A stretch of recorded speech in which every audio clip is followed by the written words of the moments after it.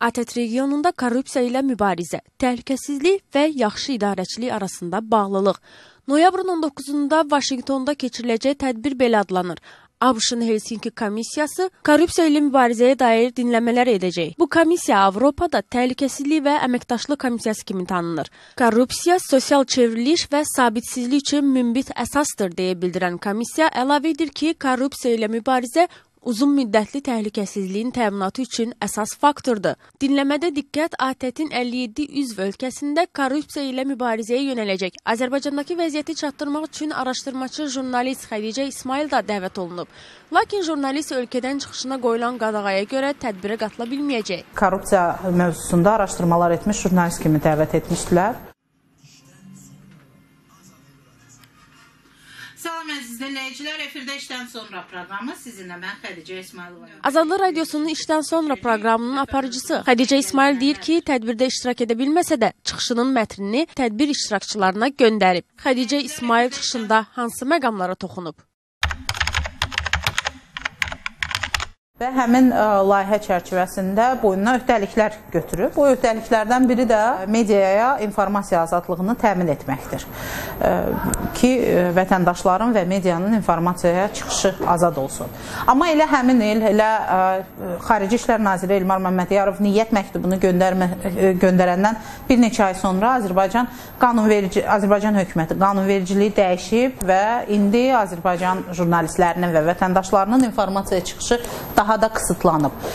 Xüsusilə də bu, korrupsiya ilə əlaqədar araşdırma aparan jurnalistlərin imkanlarını məhdudlaşdırıb bu dəyişikliklər.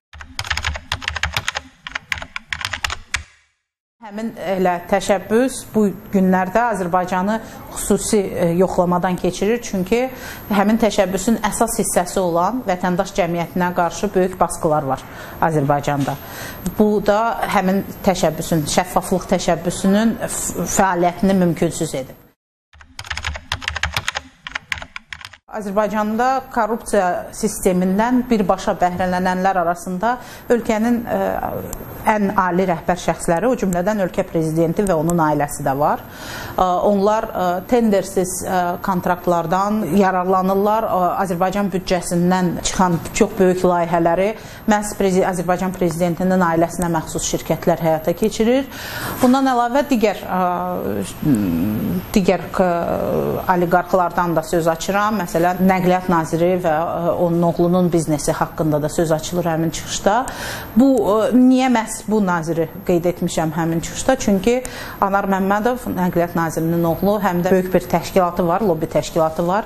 Həmin təşkilatın dəvəti ilə Azərbaycan Konqresinin üzvləri bir çox tədbirlərdə iştirak edirlər və mən də onların nəzərinə çatdırmışam ki, o təşkilatın həmin tədbirlərə xərclədiyi pullar biraz şübhəli pullardır.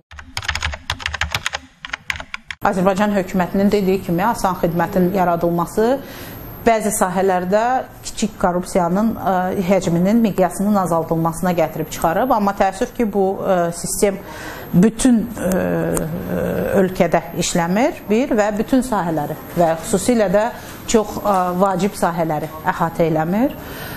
Bu ciddi problemdir. O cümlədən onu da qeyd etmişəm ki, asan xidmətin özünün satın almaları ilə bağlı açıq qalan suallar var. Amma yəni, asan xidmətin yaradılmasının pozitiv rolunu da qeyd etməmək olmur. İştirakınız nə dərəcədə əhəmiyyətli idi? Çox əhəmiyyətli bir çıxışdır. Çünki korrupsiya diktaturaların əsas hərəkət verici qüvvəsidir. Azərbaycan hökuməti hakimiyyəti Azərbaycanda hakimiyyəti əldə saxlamaq üçün bir çox insanların azadlıqlarını əllərindən alır və bu tam olaraq korrupsiya sisteminin sayəsində baş tutur. Korrupsiya digər problemləri üzə çıxarır. Misal üçün, ötən aylarda belə bir hadisə var idi. Gürcüstanda 3 milyon tonluq narkotik tutulmuşdu. Yəni, əgər Azərbaycanda korrupsiya olmasaydı, çətin ki, o həmin yük Azərbaycandan maneəsiz keçib Gürcüstana gedib çıxa bilərdi. Və biz indi həmin əməliyyat nəticəsində tutulmuş narkotiklərdən xəbərdarıq. İndi görün nə qədər narkotik Azərbaycandan maneəsiz gəlib keçib indiyə kimi. Ölkədən çıxışınıza qoyulan qadağanın sizcə əsl səbəbi nədir? Mən oktyabrın 12-sində öyrənmişəm ki, mənim çıxışıma qadağa var. O vaxtdan bəri bircə dəfə də prokurorluq orqanları məni hər hansı bir istintaqa çağırmayıblar. Bu deməkdir ki, belə bir istintaqda mənim iştirakımın zərurəti falan yoxdur. Bu sadəcə mənim ölkədən çıxışımın və ölkə barədə həqiqətləri dünyaya çatdırmağımın qarşısında qoyulan səddir. Bax, bu səddi süni şəkildə və qərəzli şəkildə yaradıblar. Bir sözlə uca tutulur korrupsiyanın bayrağı Azərbaycanda və Tacikistanda.